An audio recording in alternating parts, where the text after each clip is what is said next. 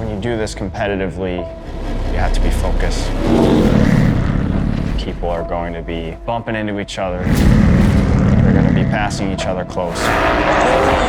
You have changing conditions. You can't afford mistakes. Whoa! Side by side they go! And there's no better feeling than doing this well. King of the Baggers, it's turned into a really interesting and competitive series. There's been a massive shift in King of the Baggers. It's essentially turned into all-out war. An arms race to develop the most sophisticated bagger race bike possible. They're closing in on superbike top speeds and times. It's insane. Kyle is the guy we're all going after. He's got the factory seat. This is your job and you're expected to win. That's a welcoming type of pressure. You know, Kyle's so good at everything. We need you to cheer as loud as you can for your favorite contestant. Don't tell him I said that his helmet won't fit. You have 6 months to perform, and if you don't perform, you might be left without a seat for next year. I am the only female that's ever raced a bagger whose teammate is her husband. I'm a little more calm and collected. She can be hot tamale. Being a professional motorcycle racer, the physical demands are high. The toughest part is if one of us goes down, how do you ignore it? Having two brothers, being teammates, I think it's unique. You know, as much as we want to beat one another, we want to see the other one succeed too. I kind of got away from racing, but I didn't want him growing up thinking that I quit. I want him to see that I put everything I had into it. I'll just be happy if I'm there for the birth. You know, I've got a baby that's about to be born that I have to be here for. That's just gonna make me ride even harder and try and get this championship. There's never an end. We found that limit. Kyle Wyman with a big victory. What's the next limit? Oh no! I'll work as much as I gotta work. What are you as a rider gonna do today? Are they gonna wait? Nope, they're not gonna wait for him. All the things that keep you up at night. Whoa, he pushes too hard. That was definitely not on the list. Oh no! Racing's crazy, it's unpredictable. You never know what's gonna happen.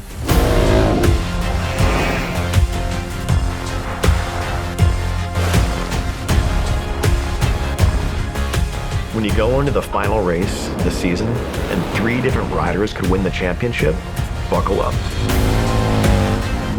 Like they're thinking, it's my time, so I'm gonna go and take it. I put everything I can into this. I don't want to look back and have the what-ifs. It's not just one race, it's everything.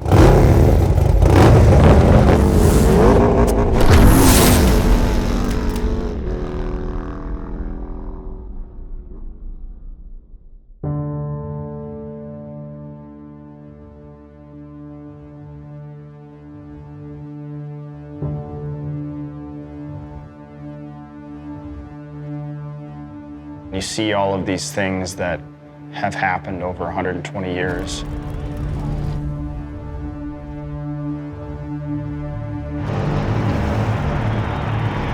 I try to imagine what the founders would think of what we're doing today. Racing touring motorcycles at speeds over 180 miles per hour.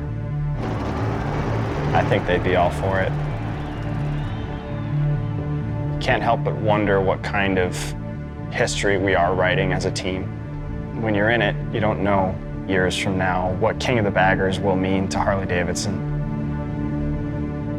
Yeah, it's kind of surreal to think about that, you know, we could be creating a whole new chapter of Harley-Davidson history.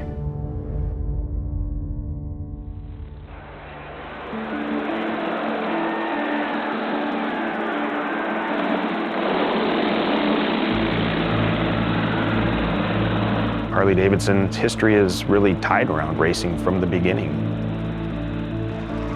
That's how the founders wanted to go out and prove their worth as a motorcycle. There's no better way to show what you have is the best than to beat everybody else.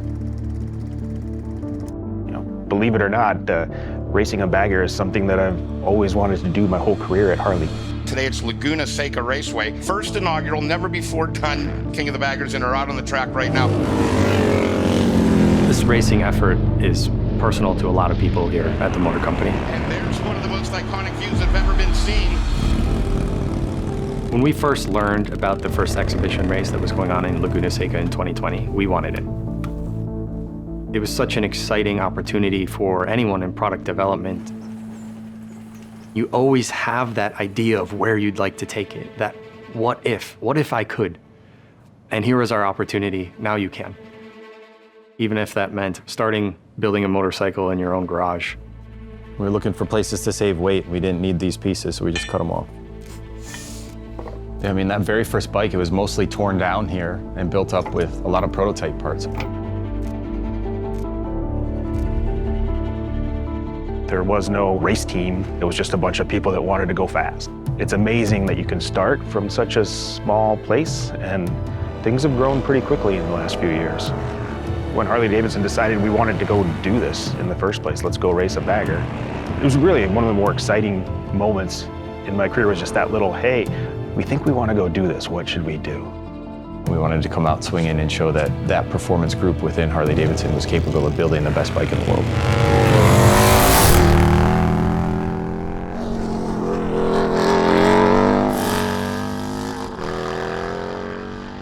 Kyle Wyman has a ton of racing experience, and he brings it all to the table. The way he can flick it in transition from side to side, how quickly he gets it to the edge of the tire, and how quickly he gets back on the gas. He's a move ahead of people, for like chess moves at 180 miles an hour. We're pushing so hard on these motorcycles. We're putting down superbike level horsepower. A touring motorcycle, we're dragging knee, we're dragging elbow now with so much lean angle. Years of superbike racing and flat track racing have definitely prepared me to do what I'm doing on the baggers.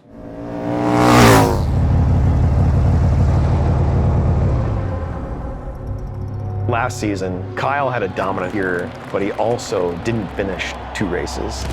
They are not going to let the defending champion line up, so this is a major, major swing. The #1 plate was stripped away from us. I was pretty bitter about that going into this off-season. It really came down to the last race at New Jersey. His brother Travis was leading the championship, and going in, it rained. And when it rains, all bets are off. Travis just fell down out of this race right now, and that thing was gone in an instant. To still have the 10 on my bike when I was so close to being #1, I feel like I've got some extra motivation to get it done this year.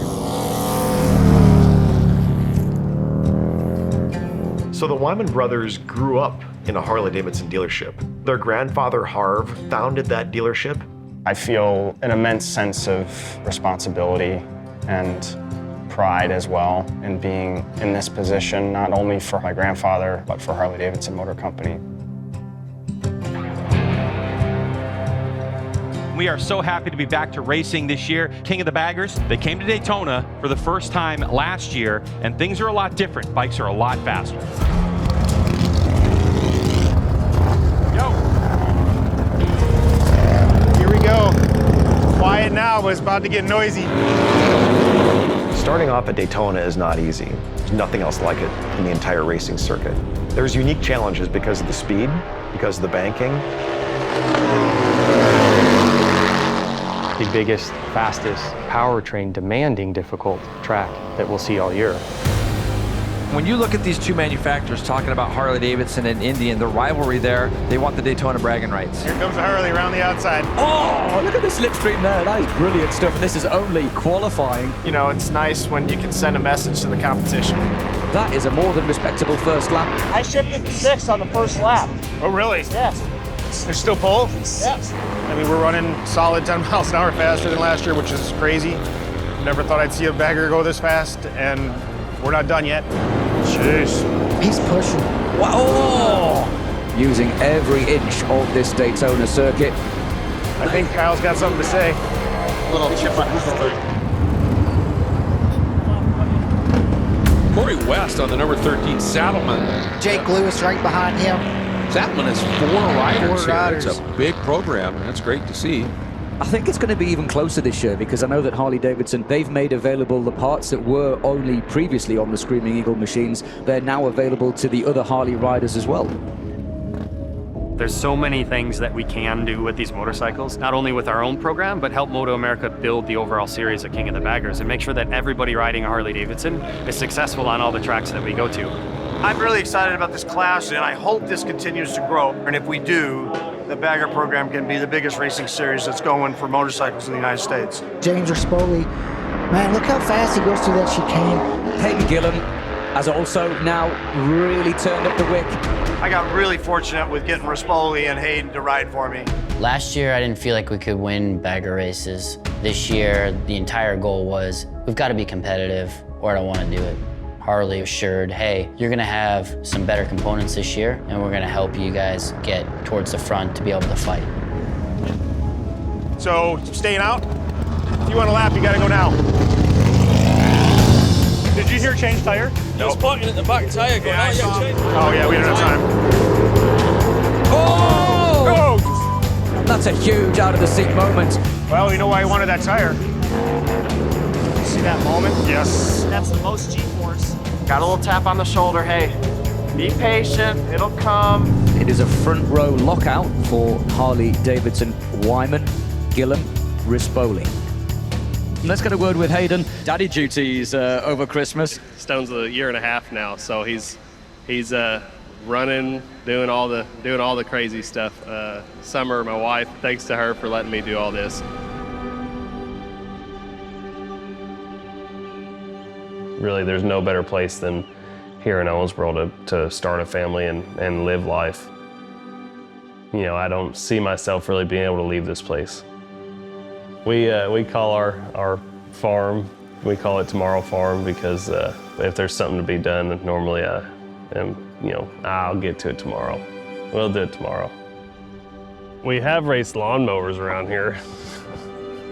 We used to put in a lot of laps. We'd be out here all day. They thought as we got older, we wouldn't ride as much, but now we ride probably more than what we did. Yeah. A couple years and you'll be on it. I stepped back from racing a little bit. I tried to get out. I got a normal job, and now, I got a family and everything. This is my livelihood. In 2020, I was a part of the very first King of the Baggers race out in Laguna Seca on a Harley. At the time, I didn't know it, but that was kind of a tryout to go try this bagger stuff. I had no idea what I was doing. I was dragging everything. My feet were still up in front of me, sitting back on it and just out for a Sunday cruise, but trying to go fast around a racetrack. Now everybody's going faster. Now we've got a bunch of guys that can win races.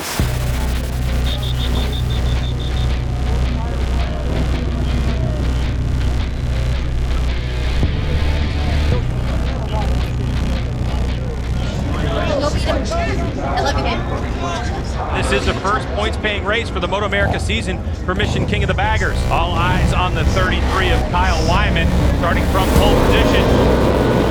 Off to a great start on his Harley-Davidson Screaming Eagle Road Glide. We have 3 Harley-Davidsons now in front with the factory bike leading the way over the 2 Vance Hines bike, then Travis Wyman. James Rispoli almost gets thrown off the bike coming out of turn 6.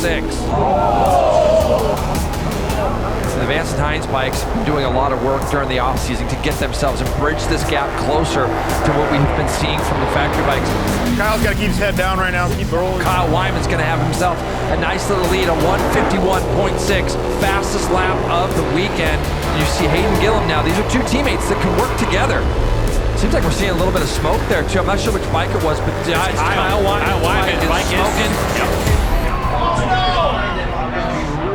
Yep, he's got the hands up. That is a super big shame for the 33 of Kyle Wyman.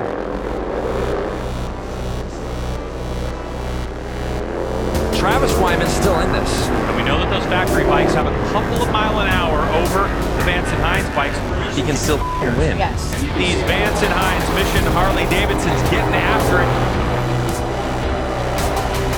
Travis Wyman is right on that most. Look at that orange Harley-Davidson scoot away. Oh, and his bike's starting to go. Holy sh**. He just blew. Both factory Harleys go up in smoke. It's going to be between these two, Vance and Hines. Harley-Davidson's now, and Gillum Red has flag. it. Red flag. So red flag is out. Hands are in the air. This is your winner right here, 43. James Rispoli is going to win his first Mission King of the Baggers race. His first Mission King of the Baggers victory. Man, I had a big, wild ride there. Shame for the two factory Harley boys, but for Vance and Hines to go 1-2, dude, and Harley to be 1-2, that's awesome. Congratulations, James Rispoli, today's Mission King of the Baggers winner.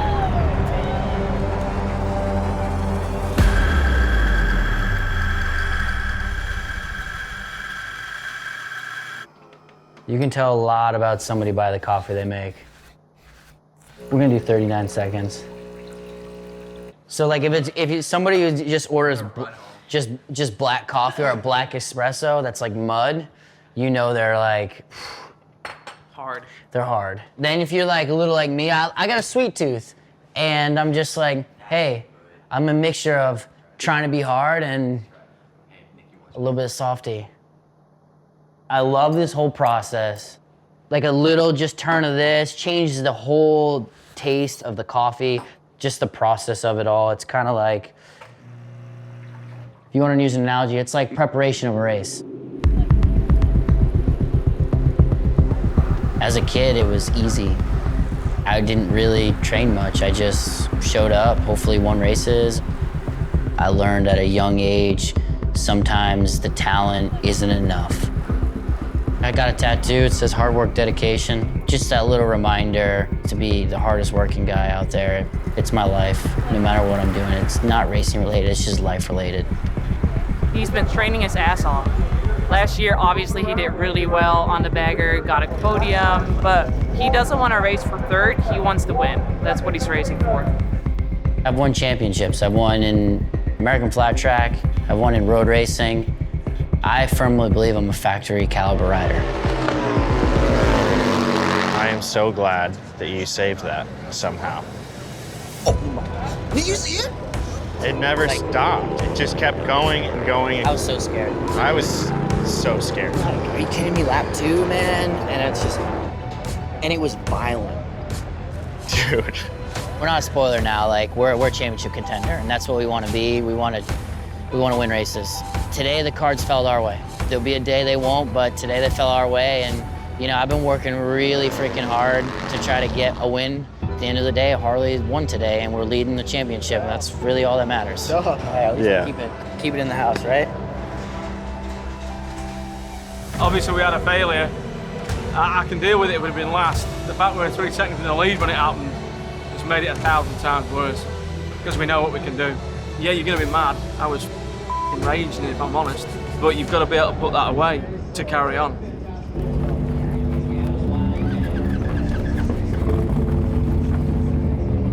All eyes going to be on this 33 to see if he can get that start. Lights off, we're going. Mission King of the Baggers, race number 2 at Daytona. Kyle Wyman on 33 gets a good launch. He's up the inside. Rispoli trying to go around the outside.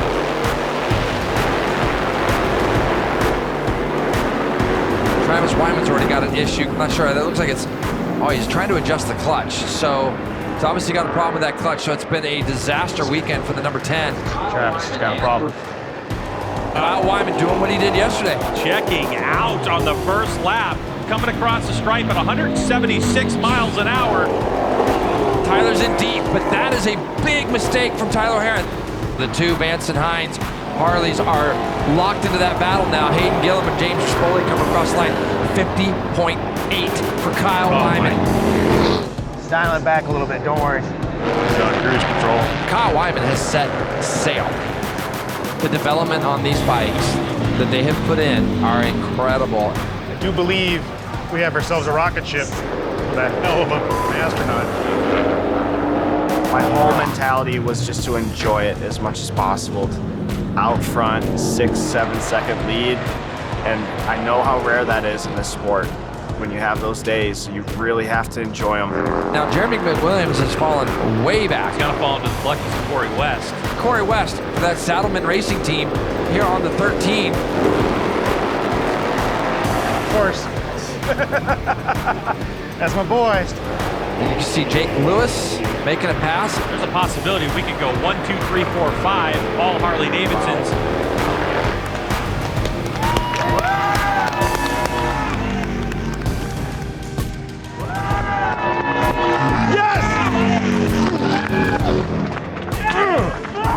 Man, feels good when its plan comes together, doesn't it? Corey West ends up 4th. Jake Lewis gets top 5. So Harley-Davidson goes 1, 2, 3, 4, 5.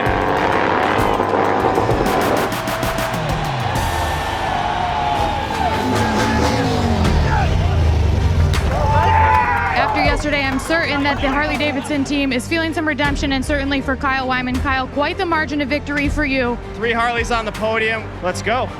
Woo!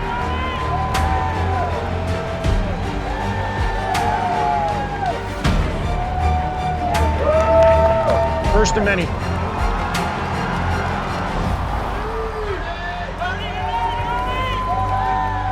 Dude, I'm the freaking king right now. We've got a bag bigger than anybody coming out of here. I got the points lead, so we're in a good spot, but it's not like, hey, yeah, we're Gucci, let's chill and, you know, get fat. It's grind time, prime time, baby. Let's get back to freaking work. Let's hammer freaking nails in. Let's go. I was happy to bring it home in 4th. That's 2 4th-place finishes, and they rattled off who's top 3 in points, and I'm sitting 3rd right now. So pretty stoked on the weekend on the bagger. Hey, Dad, I got somebody that wants to talk to you. Hey, Willie, it's Kyle.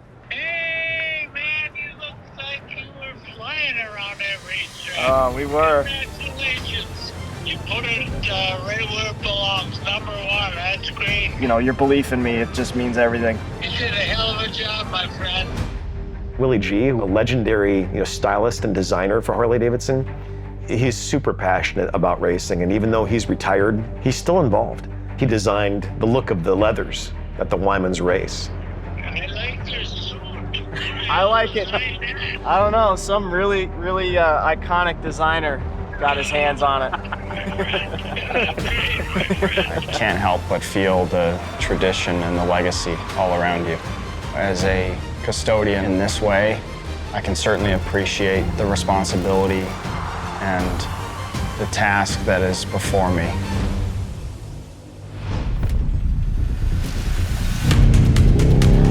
I just need to get my confidence back. We've had our in-race failure. You cannot afford to have any more. Have you ever been scared to race? It's okay to be scared sometimes because it makes you focus more. How we doing, bud? We're in Texas. What are you wearing? The entire objective is to get James good feel so we can go and crush. I thought we were dead in the water. I fully told the team, I can't figure it out. I need help. The stinger. I feel like I'm a cowgirl trying to wrestle a 620-pound bull that doesn't want me on it.